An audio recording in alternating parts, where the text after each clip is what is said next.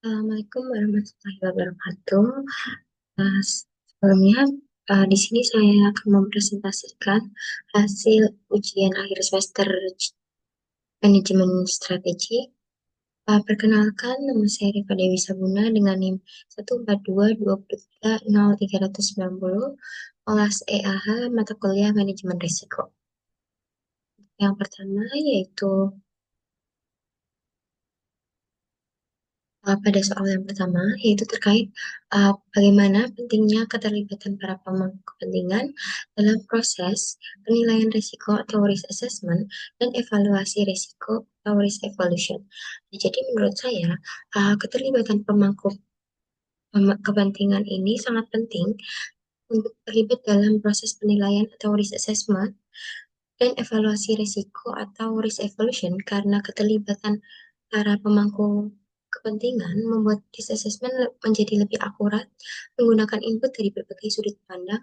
Misalnya, uh, pada stakeholder internal memberikan data operasional harian, sementara pada stakeholder eksternal memberikan insight pasar luar. Dan pada risk evaluation, stakeholders membantu untuk menentukan tingkat risiko toleransi risiko yang sesuai dengan tujuan suatu perusahaan, mengurangi bias, serta meningkatkan keputusan strategi. Nah, perbedaan antara kepentingan internal dan kepentingan eksternal, yaitu pada pemangku kepentingan internal, uh, para pemangku kepentingan ini dapat karyawan dan juga manajemen risiko. Uh, Hal itu terlibat secara langsung pada saat operasional dan uh,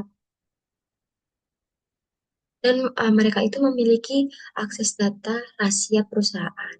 Nah, sedangkan pemangku kepentingan eksternal, contohnya seperti investor dan regulator, itu lebih berfokus pada pengawasan dan pengaruh terhadap reputasi perusahaan tanpa keterlibatan harian. Nah, dalam hal ini tuh dampak dan fokus stakeholder internal memperhatikan efisiensi operasional serta pencapaian target internal perusahaan. Nah, sedangkan pada eksternal itu lebih menekankan pada hasil akhir seperti kualitas produk, kepatuhan hukum, dan dampak sosial serta aspek keberlanjutannya.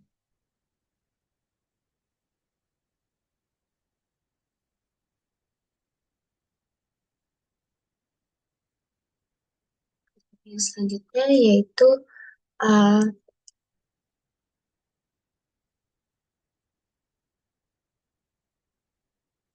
untuk yang selanjutnya yaitu bagaimana dan mengapa laporan itu dibedakan untuk dua jenis pemangku kepentingan. Nah, laporan bagi para pemangku kepentingan internal itu disajikan dengan cakupan yang mendetail dan frekuensi yang sangat tinggi. Misalnya, setiap bulan mencakup informasi lengkap, metrik ukur, serta strategi mitigasi risiko guna mendukung respons manajemen yang gesit. Nah, sementara untuk pihak eksternal itu lebih melaporkan, laporan itu disusun lebih ringkas dalam format tahunan yang memfokuskan pada risiko utama, implikasi finansial, dan aspek kepatuhan regulasi tanpa mengungkapkan data yang bersifat rahasia.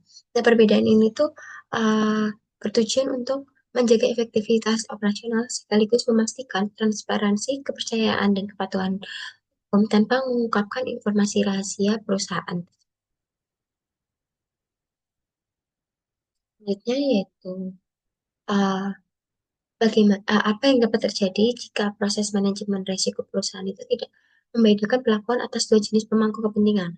Nah, uh, uh, hal yang dapat terjadi yaitu tidak adanya ketidakmampuan perusahaan dalam menerapkan pendekatan yang berbeda terhadap pemangku kepentingan internal dan eksternal dalam mengelola risiko itu dapat menciptakan ketidakselarasan prioritas. Nah, hal ini tuh berisiko untuk berisiko mengabaikan ancaman kritis, terus mengikis kepercayaan serta menimbulkan kerugian finansial yang besar.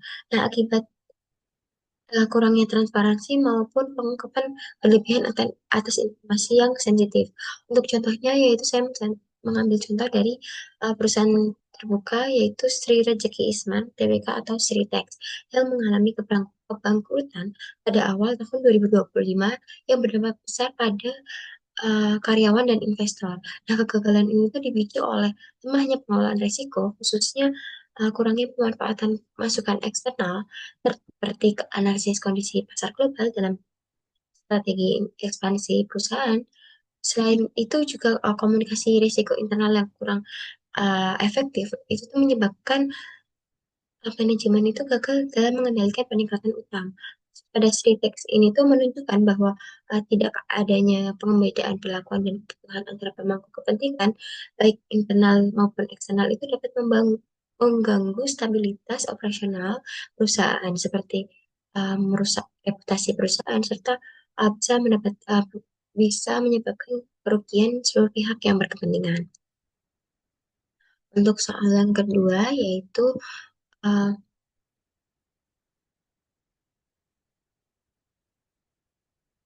bagaimana tiap isu itu mempengaruhi operasional perusahaan dan arus kas pada perusahaan PT Sonic, yang mana PT Sonic ini merupakan perusahaan logistik dan pengiriman yang menyediakan layanan pengiriman paket same day untuk e-commerce.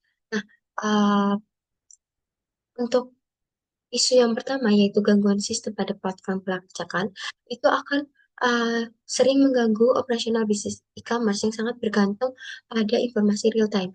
Hal ini tuh dapat menimbulkan kebingungan dalam berkoordinasi antara kurir dan gudang, serta penurunan volume pengiriman dan keluhan pelanggan dalam skala besar yang berakhir kehilangan pelanggan.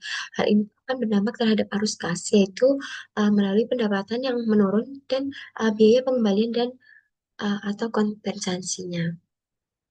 Yang isu yang kedua yaitu kenaikan biaya operasional dan fluktuasi harga bahan bakar. Nah, ini tuh akan berdampak langsung pada pembebanan armada pengiriman. Efisiensi layanan pengiriman dalam hari yang sama akan berkurang dan penyesuaian harga layanan itu sering dibutuhkan yang berpotensi menekan permintaan. Dampaknya terhadap arus kasnya itu ya adalah terlihat dari pengeluaran yang tak terduga yang melebihi pendapatan, sehingga hal itu akan mengancam likuiditas operasional harian perusahaan. Nah, untuk isu yang ketiga yaitu keterlambatan pengiriman barang uh, ketam- karena kurirnya kurang terlatih. Itu akan menghambat proses konsolidasi di gudang dan perencanaan rute. Kondisi ini tuh akan memicu efek domino seperti kelebihan muatan di gudang dan hilangnya kepercayaan pelanggan. Ini tuh juga akan berdampak kepada arus kas yang melalui adanya biaya lembur, penalti kontrak, serta hilangnya pesanan berulang dari pelanggan e-commerce. Untuk yang kedua yaitu yang selanjutnya yaitu ada uh, tiga risiko yang paling bahaya bagi perusahaan itu menurut saya adalah gangguan pada sistem pelacakan, di mana ini tuh merupakan risiko yang paling berbahaya karena memiliki tingkat kemungkinan atau likelihood dan dampak atau impact yang sama-sama tinggi. Risiko ini tuh tidak hanya mengganggu operasional perusahaan internal seperti tidak hanya mengganggu seperti koordinasi antara gudang dan kurir, tapi juga secara langsung dapat merusak kepercayaan pelanggan dan mitra bisnis yang menjadi fondasi utama pada e-commerce. Nah, dampaknya itu akan terjadi secara cepat dan meluas, sehingga secara bersamaan akan mengancam pendapatan, arus kas, serta reputasi perusahaan. Untuk yang selanjutnya yaitu analisis likelihood dan impact dari tiap risiko tersebut, lalu saya tentukan prioritas risikonya. Nah, pada gangguan sistem pelacakan itu memiliki likelihood yang tinggi yang disebabkan oleh faktor eksternal yang sering berubah dan sulit untuk dikendalikan. Nah, untuk dampak atau impact-nya itu sedang hingga ke tinggi karena uh,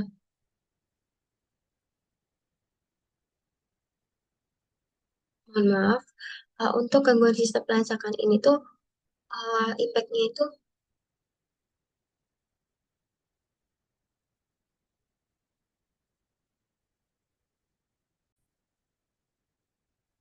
Oh, mohon maaf, untuk gangguan sistem pelacakan itu likelihood-nya tinggi serta uh, impact-nya tinggi. Likelihood-nya tinggi itu dikarenakan mengingat sistem digital yang rumit dan berjalan secara real time itu cenderung rawan terhadap masalah yang bersifat teknis. Untuk impact yang tinggi itu karena berdampak pada seluruh rantai operasional dan kepuasan pelanggan. Untuk yang fluktuasi harga bahan bakar itu tuh memiliki likelihood yang tinggi dan disebabkan oleh faktor eksternal yang seringkali berubah dan sulit dikendalikan.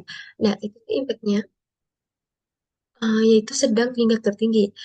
Karena mereka itu meskipun menaikkan biaya operasional, dampaknya itu masih dapat diatasi melalui penyesuaian tarif dan juga peningkatan efisiensi operasi.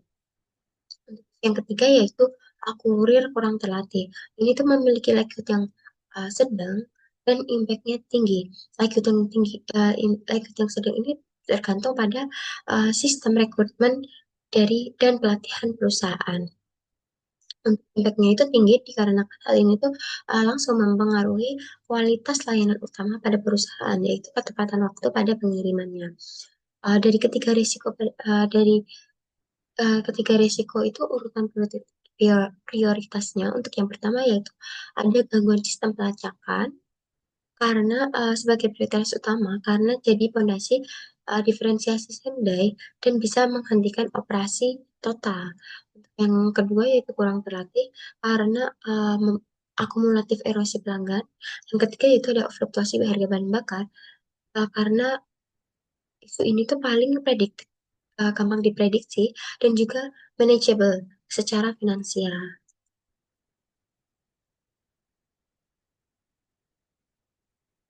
Untuk yang selanjutnya yaitu ada preventive control dan corrective control yang masuk akal menurut saya yaitu uh, untuk yang gangguan sistem pelacakan preventifnya itu bisa dengan PT Sonic itu menerapkan perawatan rutin pada sistem dan menyiapkan infrastruktur server cadangan serta meningkatkan kapasitas teknologi informasi guna mengantisipasi peningkatan beban traffic.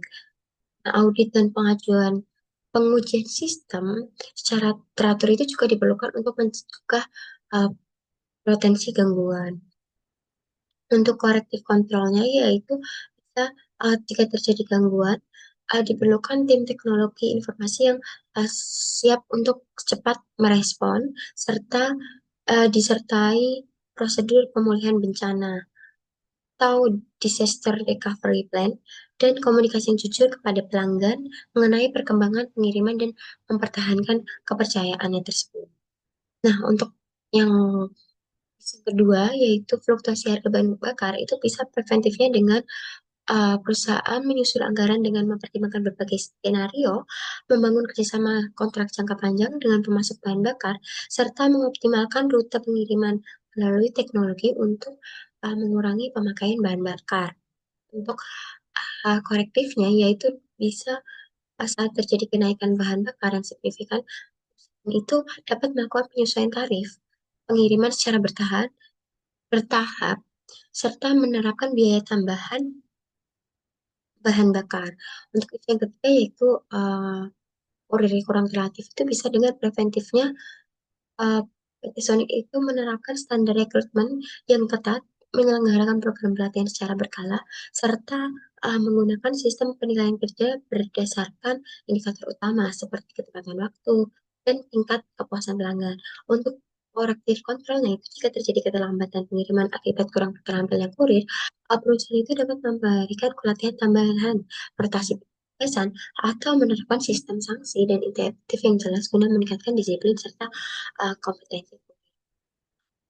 Yang selanjutnya itu soal nomor tiga, yaitu uh, bagaimana konsep risk awareness dan risk culture ini menggunakan pemahaman saya sendiri dan bagaimana kedua konsep tersebut itu saling mempengaruhi.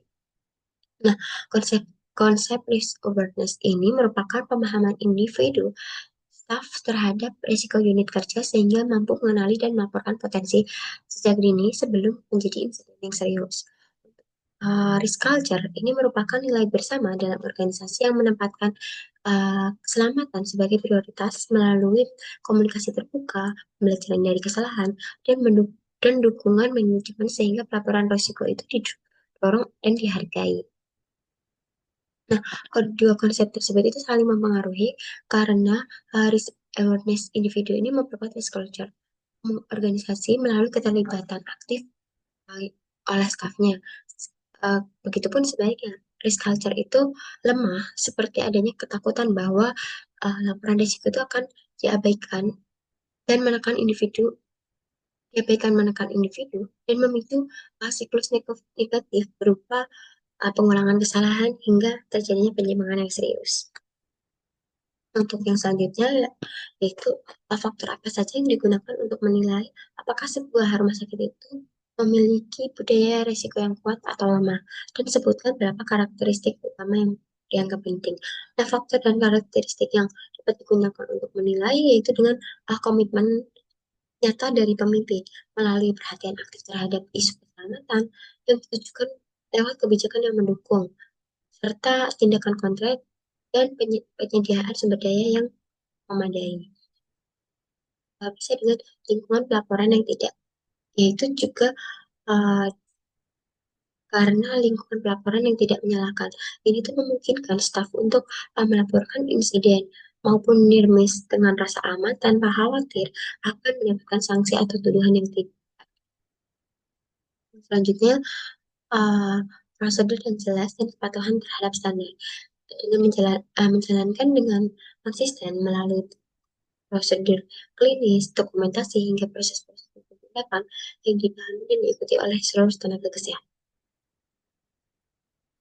Nah, budaya risiko yang kuat ditandai keterlibatan aktif seluruh staf, sedangkan budaya risiko yang lemah itu biasanya ditandai dengan sistematis, ketakutan melapor, serta minimnya tindak lanjut dari manajemen.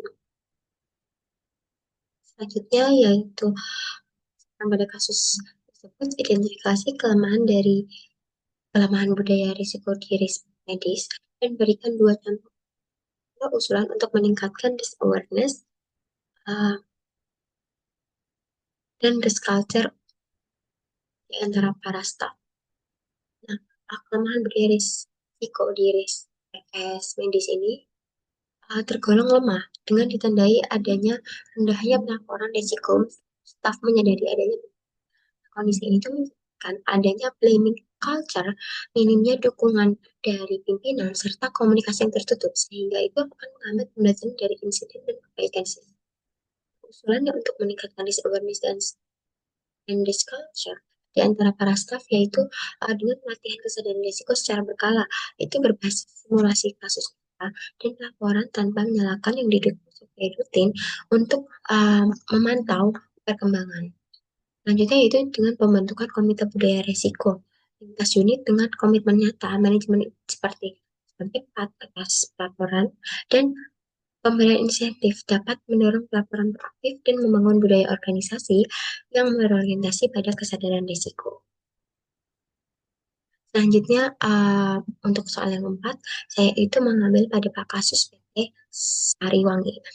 PT Sariwangi ini merupakan perusahaan teh legendaris yang berasal dari Indonesia yang berdiri pada tahun 1990 dan dikenal sebagai pelapor pelapor teh celup dengan rantai pasok terintegrasi dan pasar uh, kenal. Sariwangi ini sempat menjadi pemimpin besar dalam sebelum sebagian sahamnya diakuisisi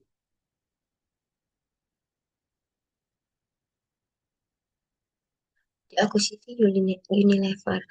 Nah, uh, meski mereknya berada di bawah Unilever Indonesia, Sariwangi AI tetap beroperasi secara mandiri dalam produksi dan perdagangan teh. Nah, perusahaan itu pada perusahaan Sariwangi ini menghadapi risiko finansial yang serius, khususnya pada risiko likuiditas dan kredit, debit ekspansif, agresif berbasis utang, fluktuasi harga teh global, pelemahan nilai tukar rupiah, serta penurunan permintaan ekspor. Akumulasi utang itu mencapai 1,2 triliun dan berujung pada kepailitan pada Oktober tahun 2018. Nah, itu tuh berdampak pada pembekuan aset, PHK karyawan, serta gangguan rantai pemasok, serta hilangnya kepercayaan kreditor dan investor. Respon manajer, respon manajemen terhadap resiko ini dinilai reaktif dan kurang efektif karena upaya mitigasi seperti restrukturisasi utang, penjualan aset ini, dan diversifikasi produk itu dilakukan terlambat tanpa dukungan dari kerangka IRM komprehensif. Nah, akibat dari tersebut yaitu perusahaan tidak mampu menyerap guncangan resiko yang secara memadai dan mengalami kerugian permanen. Nah, secara keseluruhan, kegagalan Sariwangi ini tuh menunjukkan lemahnya manajemen risiko, terutama dalam pengendalian utang, pemantauan risiko eksternal, dan penetapan risk appetite yang konservatif. Penerapan IRM yang struktur, penguatan ketahanan rantai, pasok, serta budaya risiko yang kuat dinilai krusial untuk mencegah kepailitan perusahaan dan menjaga keberlanjutan bisnis di industri komoditas yang berisiko tinggi. Sekian presentasi dari saya. Jika kurang lebih saya mohon maaf. Jika ada kesalahan kata, uh, tulisan, saya mohon maaf. Wassalamualaikum warahmatullahi wabarakatuh.